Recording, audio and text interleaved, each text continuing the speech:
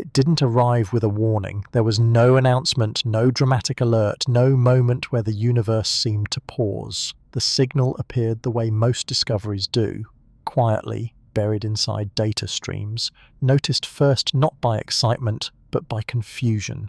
A blip where none should be. A pattern that refused to sit comfortably inside expectation. Something detected not because it was loud, but because it was out of place. In astronomy, that distinction matters. The universe is full of noise. Radiation from stars, background hum from the early cosmos, random bursts from distant objects collapsing, colliding, or burning out. Astronomers are trained to expect chaos, but they are also trained to recognize when chaos follows rules and when it doesn't. This signal did not break those rules loudly. It bent them gently. Just enough to make someone stop scrolling through data and look twice. At first glance, it looked ordinary, a burst of energy, a trace in a detector, something that could easily be dismissed as interference, calibration error, or statistical fluke. That's how most anomalies die, quietly erased by better explanations. But this one lingered, not because it was powerful, not because it was structured, but because of where it appeared to come from and what should have happened to it along the way. According to everything we understand about how the universe is arranged, signals weaken as they travel, space expands, energy spreads out, wavelengths stretch, time dilates. Distance is not just far, it is hostile. The farther something travels, the more the universe works against it. Signals blur into background noise, sharp patterns dissolve, clarity becomes improbability. And yet, here was something that arrived too intact, not perfectly intact, not pristine, but intact enough to raise a quiet professional discomfort. The kind that doesn't lead to press conferences, but to late nights, repeated checks, and carefully worded emails between researchers who know better than to jump to conclusions. The first reaction was not wonder. It was skepticism. In science, skepticism is not denial. It is respect for how often nature tricks us. Instruments glitch, software misinterprets, Earth itself interferes. Solar activity sneaks into measurements. Human-made signals bounce in unexpected ways. The history of astronomy is littered with false alarms that looked extraordinary until someone noticed a loose cable or an overlooked satellite. So the signal was tested, cross-checked, compared across instruments, analyzed by different teams using different methods. Each step was an attempt to make it disappear. It didn't. What made the signal unsettling wasn't that it suggested something impossible. It was that it suggested something improbable without being forbidden. Those are the hardest anomalies to resolve, the ones that don't violate known laws but strain them to their edges. The estimated origin lay at a distance where signals should have been stretched thinner, redshifted further, scattered more severely by the medium of space itself. Between here and there lies not emptiness but structure, clouds of gas, magnetic fields, cosmic expansion, gravitational distortions. Each layer takes a toll, each interaction steals clarity, and yet something survived the journey. This does not mean the signal was strong at its source. It does not mean it was intentional. It does not even mean our distance estimates were perfect. What it means is simpler and more unsettling. Our confidence in what should happen was stronger than our certainty about what did happen. That is where discomfort lives. Because science is not disturbed by mystery itself. It is disturbed when predictions fail quietly.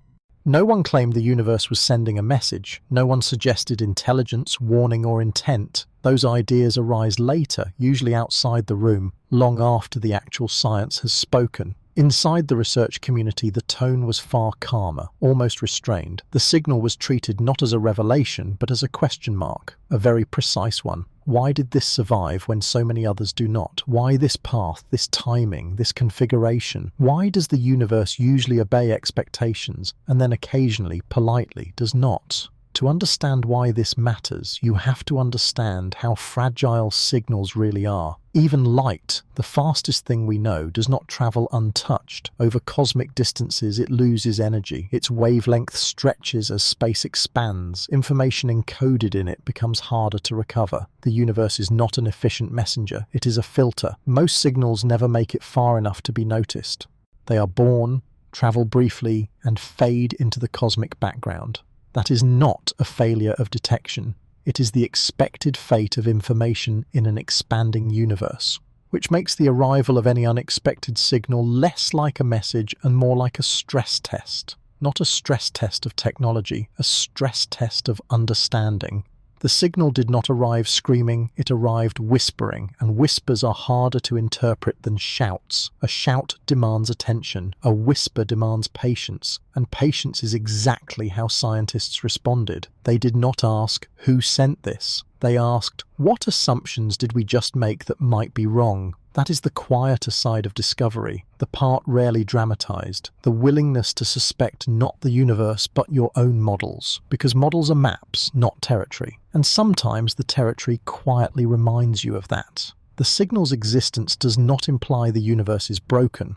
On the contrary, it implies the universe is consistent enough that deviations stand out. You only notice anomalies when most things behave predictably. This is what makes such discoveries valuable. They don't overthrow science. They refine it. They expose the edges where confidence outpaces evidence. They show where simplifications, necessary ones, begin to fray. And perhaps most importantly, they reveal something subtle about how the universe communicates with us, not through intention but through constraint, not by speaking but by occasionally failing to behave exactly as expected. This is not new. History is full of moments like this. Neutrinos that pass through Earth as if it weren't there. Cosmic rays with energies too high to explain. Galaxies rotating too fast for their visible mass. Each time the universe did not shout an answer. It simply presented a discrepancy and waited. Sometimes the answer was new physics. Sometimes it was better measurement. Sometimes it was humility. This signal joins that lineage. Not as a headline, but as a footnote that refuses to fade. And that is where its real significance lies. Not in what it is, but in what it does to us. It forces a pause, a recalibration, a moment where certainty loosens its grip just enough to let curiosity breathe. It reminds us that the universe is not obligated to align perfectly with our expectations, even when those expectations are carefully earned. The signal did not break the rules. It leaned against them, and in doing so, it revealed something essential. Our understanding of the universe is not wrong. It is incomplete. That incompleteness is not a flaw, it is the engine of progress. Every time the universe behaves slightly differently than predicted, it offers an opportunity, not to panic, not to speculate wildly, but to listen more carefully. Because the universe is not sending us messages, it is sending us constraints, boundaries, edge cases. By the time scientists reach this stage of a mystery, the excitement has usually faded. The signal has been catalogued, debated, tested, and partially explained. The headlines, if they ever existed, have moved on. What remains is something quieter and far more important. The question is no longer what the signal is, but what its existence reveals about the universe we thought we understood, because every signal that reaches us carries two kinds of information. The first is obvious.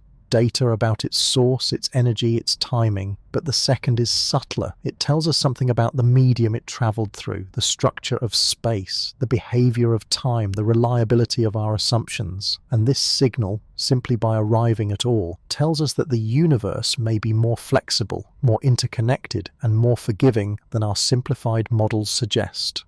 We tend to imagine space as distance, empty distance, a vast separation that things must cross.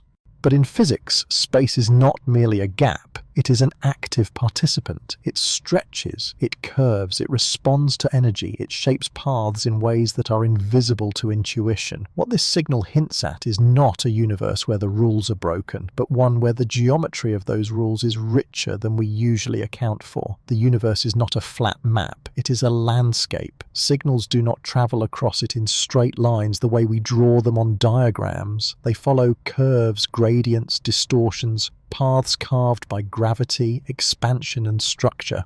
Sometimes those paths are harsher than expected. Sometimes, unexpectedly, they are gentler. This signal suggests that under certain rare conditions, space itself may act less like an obstacle and more like a guide, not intentionally, not intelligently, but structurally.